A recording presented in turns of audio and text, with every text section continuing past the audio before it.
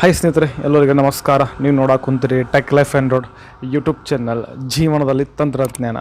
ಸ್ನೇಹಿತರೆ, ಇವತ್ತಿನ ಒಂದು ವಿಡಿಯೋ ಬಂದುಬಿಟ್ಟು ಒಂದು ಹೊಸ ಒಂದು ಪ್ರಾಡಕ್ಟ್ ಬಗ್ಗೆ, ಅದರ ಒಂದು ಪ್ರಾಡಕ್ಟನ್ನು ಪರ್ಚೇಸ್ ಮಾಡಬೇಕಂತಂದ್ರೆ ಏನೆಲ್ಲ ವಿಷಯಗಳನ್ನ ನೋಡ್ಬೇಕು ಅನ್ನೋದನ್ನು ತಿಳಿಸ್ಕೊಡ್ತಾ ಹೋಗ್ತೀನಿ. ಆ ಒಂದು ಪ್ರಾಡಕ್ಟ್ ಬಂದುಬಿಟ್ಟು ನಿಮಗೆ ಒಂದು ಮೈಕ್ರೋವೇವ್ ಓವೆನ್ ಅಂತ. ಈ ಒಂದು ಮೈಕ್ರೋವೇವ್ ಓವೆನನ್ನು ಪರ್ಚೇಸ್ ಮಾಡುವಾಗ ಏನೆಲ್ಲ ಒಂದು ವಿಷಯಗಳನ್ನು ನೋಡಬೇಕು ಮತ್ತು ಏನೆಲ್ಲ ಪಾಯಿಂಟ್ಸ್ಗಳನ್ನ ನೋಡಬೇಕು, ಮತ್ತು ಹೊಸ ಒಂದು ಬ್ರ್ಯಾಂಡ್ಗಳ ಒಂದು ಮೈಕ್ರೋವೇವನ್ ಯಾವ್ಯಾವ ಅದಾವ ಅನ್ನೋದನ್ನು ಈ ಒಂದು ವಿಡಿಯೋ ನಮಗೆ ತಿಳಿಸ್ಕೊಡ್ತಾ ಹೋಗ್ತೀನಿ. ವಿಡಿಯೋನ ಪೂರ್ತಿಯಾಗಿ ನೋಡಿ, ಎಲ್ಲ ಸ್ಕಿಪ್ ಮಾಡಿದೆ. ಹಾಗೆ ಈ ಒಂದು ವಿಡಿಯೋ ನಮಗೆ ಇಷ್ಟ ಕುಂತಿತ್ತಂದ್ರೆ ಒಂದು ಲೈಕ್ ಮಾಡಿರಿ ಸ್ನೇಹಿತರೆ. ಫಸ್ಟ್ ಟೈಮ್ ನೋಡೋಕೆ ಕುಂತೀರಿ ಅಂತ ಸಬ್ಸ್ಕ್ರೈಬ್ ಮಾಡ್ಕೊಳ್ರಿ ಅಂತ ಹೇಳ್ತಾ ಬನ್ನಿ ಒಂದು ವಿಡಿಯೋನ ಶುರು ಮಾಡೋಣ. ಒಂದು ಮೈಕ್ರೋವೇವ್ ಓವೆನ್ ತೆಗೆದುಕೊಳ್ಳುವಾಗ ಮೇಯ್ನಾಗಿ ಬಂದು ಮೊದಲೇ ನೋಡತಕ್ಕಂಥ ಒಂದು ಮೈಕ್ರೋವೇವ್ ತೆಗೆದುಕೊಳ್ಬೇಕಂದ್ರೆ ಮೊದಲಿಗೆ ಬಂದುಬಿಟ್ಟು ಸೈಜ್ ಅಂತ ಕೆಪಾಸಿಟಿ, ಅದರ ಒಂದು ಸೈಜ್ ಎಷ್ಟಿದೆ, ಅದರ ಒಂದು ಕೆಪಾಸಿಟಿ ಎಷ್ಟಿದೆ ಅದನ್ನು ನೋಡ್ಕೋಬೇಕಾಗತ್ತೆ.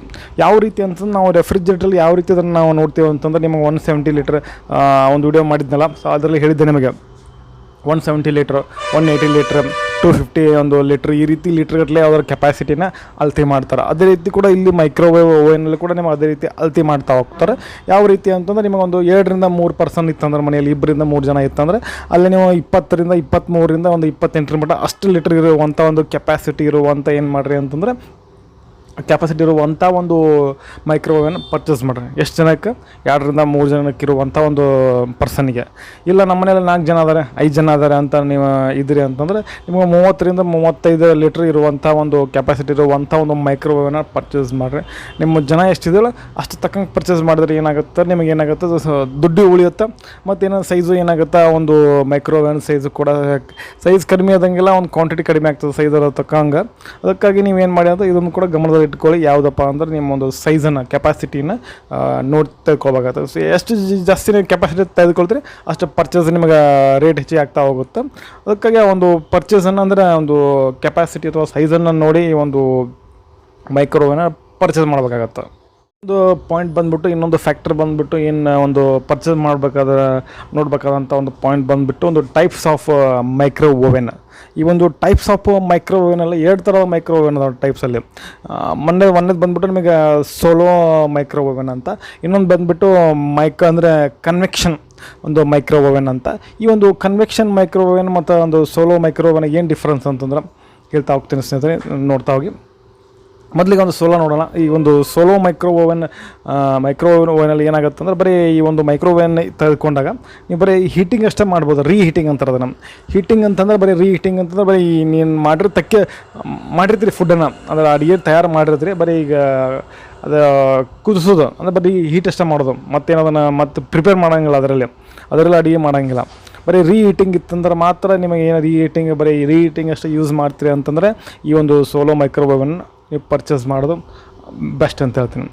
ನೆಕ್ಸ್ಟ್ ಬಂದುಬಿಟ್ಟು ಒಂದು ಕನ್ವೆಕ್ಷನ್ ಮೈಕ್ರೋ ಓವೆನ್ ಅಂತ.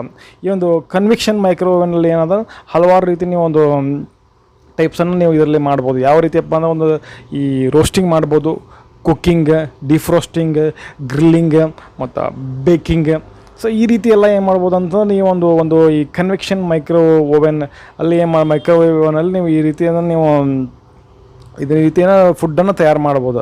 ನೋಡಿ, ನಿಮಗೆ ಯಾವುದು ಅವಶ್ಯಕತೆ ಇದೆ ಅದನ್ನು ಪರ್ಚೇಸ್ ಮಾಡ್ಕೊಂಡು ನೀವೇನಾದರೂ ಒಂದು ಅದರಲ್ಲಿ ಕುಕ್ಕಿಂಗ್ ಮಾಡ್ತಿರೋ, ಬೇಕಿಂಗ್ ಮಾಡ್ತಿರೋ, ಡಿಫ್ರೋಸ್ಟಿಂಗ್, ಗ್ರಿಲ್ಲಿಂಗ್ ಎಲ್ಲ ಮಾಡ್ತೀರ ಅಂತಂದರೆ ಈ ಕನ್ವೆಕ್ಷನ್ ಮೈಕ್ರೋವೇವ್ ಓವನ್ ತೆಗೆದುಕೊಳ್ಳೋದು ಉತ್ತಮ. ಇಲ್ಲಪ್ಪ ಬರೀ ರೀಹೀಟಿಂಗ್ ಮಾಡ್ತೀನಿ, ನಾವು ಸಾಕಷ್ಟು ಬರೀ ಹೀಟ್ ಮಾಡ್ಲಿಕ್ಕೆ ಸಾಕು, ಒಂದು ಈಗ ಇನ್ ಕೇಸ್ ನೀವು ಏನಾದರೂ ಸಾಂಬಾರು ಬಿಸಿ ಮಾಡೋದಿತ್ತಪ್ಪ, ಅಷ್ಟೇ ಹೀಟ್ ಮಾಡೋದಿತ್ತು, ಪಲ್ಯ ಬಿಸಿ ಮಾಡೋದಿತ್ತು, ಈ ಬೇಕ್ರಿ ಒಳಗೆ ಇದು ಮಾಡ್ತಾರಲ್ಲ ಏನಂತಂದರೆ ಖಾರ ಬನ್ನು ಹೀಟ್ ಮಾಡ್ತಾರಲ್ಲ, ಸೊ ಅಷ್ಟೇ ಈ ಸಿಂಪಲಾಗಿ ಹೀಟ್ ಮಾಡೋದಿತ್ತಂದ್ರೆ ಏನಾಗುತ್ತೆ, ನೀವು ಸೋಲೋ ಮೈಕ್ರೋವೇವ್ ಓವೆನ್ ತೆಗೆದುಕೊಳ್ಳೋದು ಬೆಸ್ಟ್. ಇನ್ನೊಂದು ಬಂದುಬಿಟ್ಟು ನಿಮಗೆ ಒಂದು ಫ್ಯಾಕ್ಟ್ರಿ ನೋಡೋದಾದ್ರೆ ಪರ್ಚೇಸ್ ಮಾಡುವಾಗ ಏನೆಲ್ಲ ಥಿಂಗ್ಸ್ ನೋಡೋದಾದಂದ್ರೆ ಇದು ಒಂದನೇದ್ದು ನಿಮಗೆ ಒಂದು ಸೈಜು, ನೆಕ್ಸ್ಟ್ ಟೈಪ್ಸ್. ಇದು ಬಂದುಬಿಟ್ಟು ನಿಮಗೆ ಡ್ಯೂರಬಿಲಿಟಿ. ನಾವು ತೆಗೆದುಕೊಂಡಂಥ ಒಂದು ಮೈಕ್ರೋ ಓವೆನ್ ಏನಿರುತ್ತಲ್ಲ, ಸೊ ಅದು ಜಾಸ್ತಿ ದಿನ ನೀವು ಬರಬೇಕಾಗತ್ತೆ. ಆ ಒಂದು ಡ್ಯೂರಾಬಿಲಿಟಿ ಕೂಡ ನೋಡಬೇಕಾಗತ್ತೆ. ಡ್ಯೂರಾಬಿಲಿಟಿ ಅಂದರೆ ಯಾವ ರೀತಿ ಅಂತಂದರೆ ಸ್ನೇಹಿತರೆ, ಈ ಒಂದು ಮೈಕ್ರೋವೇವ್ ಓವನಲ್ಲಿ ಏನಾಗುತ್ತೆ, ಒಳಗಿನ ಪಾರ್ಟ್ ಕೂಡ ಇಂಪಾರ್ಟೆಂಟ್ ಆಗುತ್ತೆ. ನೀವು ಒಳಗಡೆ ಏನು ಫುಡ್ಡನ್ನು ಇಡ್ತಿರಲ್ಲ, ಹೀಟ್ ಮಾಡೋಕ್ಕಿರ್ತಿಲ್ಲ, ಅದು ಕೂಡ ನಿಮಗೆ ಇಂಪಾರ್ಟೆಂಟ್ ಅದು ಮೇನ್ ಇಂಪಾರ್ಟೆಂಟ್ ನಮಗೆ.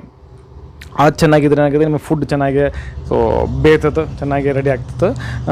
ಅದು ಇನ್ನರ್ ಪಾರ್ಟ್ ಏನಂತ ಕರೀತಾರೆ ಅಂದರೆ ಇಲ್ಲಿ ಕ್ಯಾವಿಟಿ ಅಂತ ಕರೀತಾರೆ. ಈ ಕ್ಯಾವಿಟಿಲಿ 2 ಥರದ ಕ್ಯಾವಿಟಿಗಳು ಸಿಗ್ತಾ ಹೋಗ್ತಾರೆ ನಿಮಗೆ.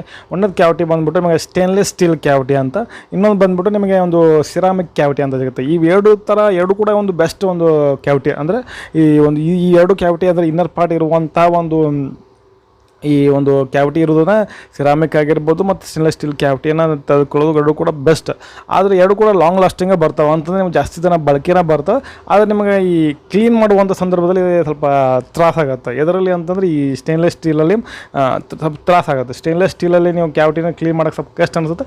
ಆದರೆ ನಿಮಗೆ ಸಿರಾಮಿಕ್ ಕ್ಯಾವಿಟಿಲಿ ಏನಾಗುತ್ತೆ ಸ್ವಲ್ಪ ಈಸಿ ಅನಿಸುತ್ತೆ. 2 ಕೂಡ ಇಂಪಾರ್ಟೆಂಟ್ ಆಗುತ್ತೆ. 2 ಕೂಡ ನೀವು ಚೆನ್ನಾಗಿ ಯೂಸ್ ಮಾಡ್ಕೋಬೋದು. ಕ್ಲೀನಿಂಗ್ ಒಂದು ಬಿಟ್ಟರೆ 2 ಕೂಡ ಬೆಸ್ಟ್ ಅಂತ ಹೇಳ್ತೀನಿ. ಸೊ ಇದನ್ನು ಕೂಡ ನೀವು ಗಮನದಲ್ಲಿ ಇಟ್ಕೊಳ್ಳಿ. ಈ ಒಂದು ಕ್ಯಾವಿಟಿ ಕೂಡ ನಿಮಗೆ ಚೆನ್ನಾಗಿ ಬರಬೇಕಾಗತ್ತೆ. ಅದರಿಂದ ಡ್ಯೂರಬಲ್ ಕೂಡ ನೀವು ನೋಡಬೇಕಾಗತ್ತೆ ಈ ಒಂದು ಪರ್ಚೇಸ್ ಮಾಡುವಾಗ ಮೈಕ್ರೋವೇವ್. ಅಂದರೆ ಇನ್ನೊಂದು ಪಾಯಿಂಟ್ ಬಂದ್ಬಿಟ್ಟು, ಇನ್ನೊಂದು ಫ್ಯಾಕ್ಟರ್ ಬಂದ್ಬಿಟ್ಟು ಏನೆಲ್ಲ ಗಮನಿಸ್ಕೋಬೇಕಾದ ಅಂತಂದರೆ ವಾರಂಟಿ ಕೂಡ ಇಂಪಾರ್ಟೆಂಟ್ ಆಗುತ್ತೆ ಸ್ನೇಹಿತರೆ. ಈ ವಾರಂಟಿ ಗ್ಯಾರಂಟಿ ನಿಮಗೆ ಏನಾದರೂ ಡೌಟ್ ಅನ್ನಿಸ್ತದೆ ಅಂತ ಕಾಣುತ್ತೆ. ಈ ವಾರಂಟಿ ಮತ್ತು ಗ್ಯಾರಂಟಿ ಬಗ್ಗೆ ಲೈಟಾಗಿ ಒಂದು ಸ್ವಲ್ಪ ಹೇಳ್ಬಿಡ್ತೇನೆ ನಿಮಗೆ. ವಾರಂಟಿ ಗ್ಯಾರಂಟಿ ಅಂತಂದರೆ ಸ್ನೇಹಿತರೆ ಈ ಒಂದು ಕೆಲವೊಂದು ಪ್ರಾಡಕ್ಟ್ ಮೇಲೆ ವಾರಂಟಿ ಕೊಟ್ಟಿರ್ತಾರೆ, ಕೆಲವೊಂದು ಪ್ರಾಡಕ್ಟ್ ಮೇಲೆ ಗ್ಯಾರಂಟಿ ಕೊಟ್ಟಿರ್ತಾರೆ. ಇದ್ರ ಏನಿಲ್ಲ ಸ್ನೇಹಿತರೆ ಡಿಫ್ರೆನ್ಸ್ ಒಂದು ಸಿಂಪಲಾಗಿ ಹೇಳ್ಬಿಡ್ತೀನಿ. ವಾರಂಟಿ ಅಂತಂದ್ರೆ ಏನಾಗುತ್ತೆ, ನಿಮಗೆ ಪ್ರಾಡಕ್ಟನ್ನು ನಿಮಗೆ ಇನ್ ಕೇಸ್ ಅದನ್ನು ಡ್ಯಾಮೇಜ್ ಆಗಿತ್ತು, ಏನೋ ಪ್ರಾಬ್ಲಮ್ ಆಗಿತ್ತು ಅಂದರೆ ವಾರಂಟಿ ಇತ್ತಂದ್ರೆ ಏನಾಗುತ್ತೆ, ಬರೀ ಸರ್ವಿಸ್ ಮಾಡಿ ಕೊಡ್ತಾರೆ ಆ ಒಂದು ಪ್ರಾಡಕ್ಟ್ಗಳನ್ನ. ಯಾವುದೇ ಪ್ರಾಡಕ್ಟ್ ತೊಗೊಳ್ಳಿ ನಿಮ್ಮ ವಾರಂಟಿ ಕಾರ್ಡ್ ಕೊಟ್ಟಾರಪ್ಪ ಅಂತಂದ್ರೆ ನಿಮಗೆ ಏನಾಗುತ್ತೆ, ಬರೀ ಅದನ್ನು ಸರ್ವಿಸ್ ಮಾಡಿ ಕೊಡ್ತಾರೆ. ಅದು ಮತ್ತು ಹೊಸ ಪ್ರಾಡಕ್ಟ್ ಕೊಡೋಂಗಿಲ್ಲ. ಅದ್ರ ಗ್ಯಾರಂಟಿ ಇನ್ ಕೇಸ್ ನಿಮ್ಗೆ ಆ ಒಂದು ಗ್ಯಾರಂಟಿ ಕಾರ್ಡ್ ಕೊಟ್ಟರೆ ಏನು ಮಾಡಿದೆ, ಏನೇ ಡ್ಯಾಮೇಜ್ ಇರಲಿ, ಏನೇ ಪ್ರಾಡಕ್ಟ್ ಏನೇ ಇರಲಿ ಸಮಸ್ಯೆ, ಅದನ್ನು ಏನು ಮಾಡ್ತಾರಪ್ಪ ಅಂದ್ರೆ ನಿಮಗೆ ಪೀಸ್ ಟು ಪೀಸ್ ಏನು ಮಾಡ್ತಾರೆ ಕೊಡ್ತಾರೆ. ಯಾವುದ್ರಲ್ಲಿ ಗ್ಯಾರಂಟಿ ಕೊಟ್ಟಿರ್ತಾರೆ, ಯಾವುದ್ರಲ್ಲಿ ವಾರಂಟಿ ಕೊಟ್ಟರೆ ಅದು ಇಂಪಾರ್ಟೆಂಟ್ ಆಗುತ್ತೆ. ಇದರಲ್ಲಿ ನಿಮ್ಗೆ ಯಾವ್ದು ನೋಡಿ, ಅದು ಪ್ರಾಡಕ್ಟ್ ನೀವು ವಾರಂಟಿ ಕೊಟ್ಟರೆ ಬರೀ ರಿಪ್ಲೇಸ್ಮೆಂಟ್ ಆಗುತ್ತೆ ಅಂದ್ರೆ ರಿಪ್ಲೇಸ್ಮೆಂಟ್ ಅಂದರೆ ಬರೀ ಸರ್ವಿಸ್ ಮಾಡಿ ಕೊಡ್ತಾರೆ. ಗ್ಯಾರಂಟಿ ಕೊಟ್ಟರೆ ಆ ಪ್ರಾಡಕ್ಟ್ ನಮಗೆ ಚೇಂಜ್ ಮಾಡಿ ಕೊಡ್ತಾರೆ. ಅರ್ಥ ಆಗಿದೆ ಅಂತ ಅನ್ಕೊತೀನಿ ಈ ವಾರಂಟಿಗೂ ಮತ್ತು ಗ್ಯಾರಂಟಿಗೂ.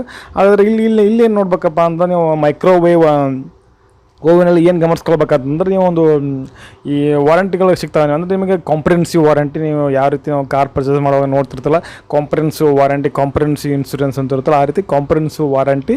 ಮತ್ತೊಂದು ಮ್ಯಾಗ್ನೆಟ್ರಾನ್ ಅಂತಂದ್ರೆ ಒಂದು ಮಿಷನ್ ಇರುತ್ತೆ ಒಳಗಡೆ, ಒಂದು ಇನ್ನರ್ ಪಾರ್ಟಲ್ಲಿ ಕ್ಯಾವಿಟಿಯಲ್ಲಿ ಮಿಷನ್ ಇರುತ್ತಲ್ಲ, ಅದ್ರ ಮೇಲೆ ಒಂದು ವಾರಂಟಿ ಕೊಟ್ಟಿರ್ತಾರೆ. ಇದು ಯಾವ ರೀತಿ ಅಂತಂದ್ರೆ ನಿಮಗೊಂದು ರೆಫ್ರಿಜರೇಟರ್ ಅಂತ ತೆಗೆದುಕೊಳ್ಳುವಾಗ ಕನ್ವರ್ಟರ್ ಇರುತ್ತಲ್ಲ, ಸೊ ಇನ್ವರ್ಟರ್ ಇರುತ್ತಲ್ಲ, ಅದು ಕೂಡ ಇಂಪಾರ್ಟೆಂಟ್ ಆಗುತ್ತೆ. ಅದೇ ರೀತಿಯಲ್ಲಿ ನಿಮಗೆ ಮ್ಯಾಗ್ನೆಟ್ರಾನ್ ಅಂತ ಇರುತ್ತೆ, ಅದು ಕೂಡ ಇಂಪಾರ್ಟೆಂಟ್ ಆಗುತ್ತೆ. ನೆಕ್ಸ್ಟ್ ಬಂದುಬಿಟ್ಟು ಒಂದು ಕಾಂಪ್ರಿಹೆನ್ಸ್ ಆಯಿತು, ಮ್ಯಾಗ್ನೆಟ್ರಾನ್ ಆಯಿತು.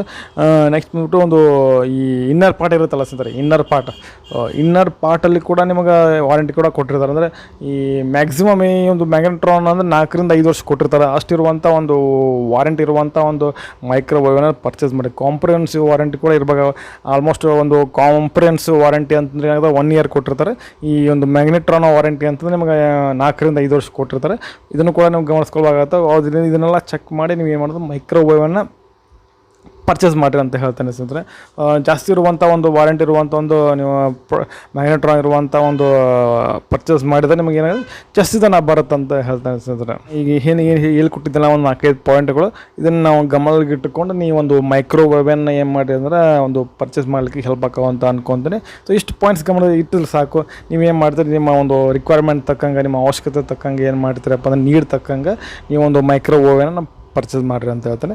ನಾನು ಕೆಲವೊಂದಷ್ಟು ಲಿಸ್ಟ್ ಮಾಡಿದ್ದೇನೆ ಇಲ್ಲಿ ಮೈಕ್ರೋವೇವ್ ಒಂದು ಓವೆನನ್ನು ಈ ಒಂದು ಅಮೆಝಾನಲ್ಲಿ ಈ ಒಂದು ಪ್ರಾಡಕ್ಟ್ಗಳು ಸಿಗ್ತಾ ಹೋಗ್ತವೆ. ಸೊ ಅದನ್ನು ನೋಡಿ ಸ್ನೇಹಿತರೆ. ಸೊ ನಾ ಈ ಹೇಳ್ಕೊಡುವಂಥ ಈ ಒಂದು 5 ಏನು ಹೇಳಿದ್ದೇನಲ್ಲ, ಅವು ಕೂಡ ಒಂದು ಬೆಸ್ಟ್ ಅನ್ನೋವಂಥ ಒಂದು ಮೈಕ್ರೋವೇವ್ನಲ್ಲಿ.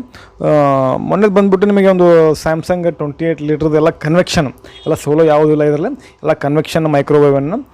ಪ್ಯಾನಾಸೋನಿಕ್ದು 27 ಲೀಟ್ರ್ ಸಿಗುತ್ತೆ ನಿಮಗೆ. ಎಷ್ಟು ಇನ್ಫಾರ್ಮೇಷನ್ ಬೇಕಾದ್ರೆ ನೀವು ಅಮೆಝಾನಲ್ಲಿ ಸಿಗ್ತಾ ಹೋಗುತ್ತೆ. ನೀವು ಪ್ಯಾನಾಸೋನಿಕ್ 27 ಲೀಟ್ರ್ ಹೊಡೆದ್ರೆ ನಿಮಗೆ ಅದರ ಇನ್ಫಾರ್ಮೇಷನ್ ಸಿಗುತ್ತೆ. ಸೊ ಇವೆಲ್ಲ ಕೂಡ ಒಂದು 12 ರಿಂದ 16-17 ಸಾವಿರ ರೂಪಾಯಿ ಒಳಗೆ ಇದರ ಸಿಗ್ತಾ. ಈ ಒಂದು ಮೈಕ್ರೋವೇವ್ ಏನಂತ ಪ್ಯಾನಾಸೋನಿಕ್ 27 ಲೀಟರ್ ಇದೊಂದು ಬೆಸ್ಟು. ನೆಕ್ಸ್ಟ್ ಬಂದು ಸ್ಯಾಮ್ಸಂಗ್ದು 28 ಲೀಟರ್ ಇದೆ ಕನ್ವೆಕ್ಷನ್, ಮತ್ತು IFB 30 ಲೀಟರ್ ಕನ್ವೆಕ್ಷನ್ ಇದೆ. LGದು 28 ಲೀಟರ್ ಕನ್ವೆಕ್ಷನ್ ಚಾರ್ಕೋಲ್, ಇದು ಕೂಡ ಚೆನ್ನಾಗಿದೆ ಸರ್. ಇದು LG ಇದೆಲ್ಲ, ಇದು 28 ಲೀಟರ್ದು ಕನ್ವೆಕ್ಷನ್ ಚಾರ್ಕೋಲ್ ಇದೆಲ್ಲ.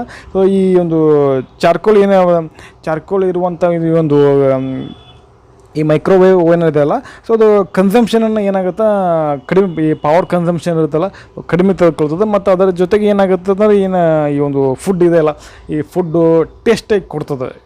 ಟೇಸ್ಟಿಯಾಗಿ ಇನ್ನೂ ಚೆನ್ನಾಗಿ ಮಾಡ್ತದೆ ಈ ಚಾರ್ಕೋಲಿಂದ. ಈ ಚಾರ್ಕೋಲ್ ಸ್ವಲ್ಪ ಕಾಸ್ಟ್ಲಿ ಆಗುತ್ತೆ ಅಂತ ಹೇಳ್ತೀನಿ. ಅದು ಕೂಡ ನಿಮಗೆ ದುಡ್ಡು ಇತ್ತಪ್ಪ ಅಂತಂದರೆ ಏನು ಮಾಡಿ ಇದನ್ನು ಪರ್ಚೇಸ್ ಮಾಡಿ LG 28 ಲೀಟ್ರದ್ದು ಕನ್ವೆಕ್ಷನ್ ಚಾರ್ಕೋಲ್ ಅಂತ, ಇದು ಕೂಡ ಬೆಸ್ಟ್. ನೆಕ್ಸ್ಟ್ ಬಂದುಬಿಟ್ಟು ವರ್ಲ್ಪೂಲ್ದು 30 ಲೀಟ್ರ್ ಕನ್ವೆಕ್ಷನ್ ಅಂತ, ಇದು ಕೂಡ ಚೆನ್ನಾಗಿದೆ. ನಾನು ಈಗ ಏನು ಹೇಳಿದೆನಲ್ಲ ಒಂದು 5 ಬ್ರ್ಯಾಂಡ್ಗಳು ಈ ಒಂದು ಕನ್ವೆಕ್ಷನ್ ಎಲ್ಲ ಒಂದು ಕನ್ವೆಕ್ಷನ್ ಮೈಕ್ರೋವೇವನ್ನು, ಇದು ಎಲ್ಲ ಕೂಡ ಒಂದು ಉತ್ತಮವಾಗಿರುವಂಥ ಒಂದು ಕನ್ವೆಕ್ಷನ್ ಒಂದು ಮೈಕ್ರೋವೇವ್ ಅಂತ ಹೇಳ್ತಾರೆ. ಇನ್ನು ನಿಮಗೆ ಚೀಪಾಗಿ ಸಿಗ್ತಾವೆ, ಒಂದು 5,000 ರೂಪಾಯಿಗೆ 4,000 ರೂಪಾಯಿಗೆ ಸಿಗ್ತಾವೆ. ಅದನ್ನು ಕೂಡ ತೆಗೆದುಕೊಳ್ಳೋ ದುಡ್ಡು ಕಡಿಮೆ ಇತ್ತಪ್ಪ ಅದಕ್ಕೆ ಕೂಡ ಹೋಗ್ಬೋದು. ಅದೇನಾಗುತ್ತೆ ನಿಮ್ಗೆ ಕ್ವಾಲಿಟಿ ಬರೋಲ್ಲ ಮತ್ತು ಜಾಸ್ತಿ ಡ್ಯೂರಬಿಲಿಟಿ ಬರೋಲ್ಲ ಅಂತ ಹೇಳ್ತೀನಿ.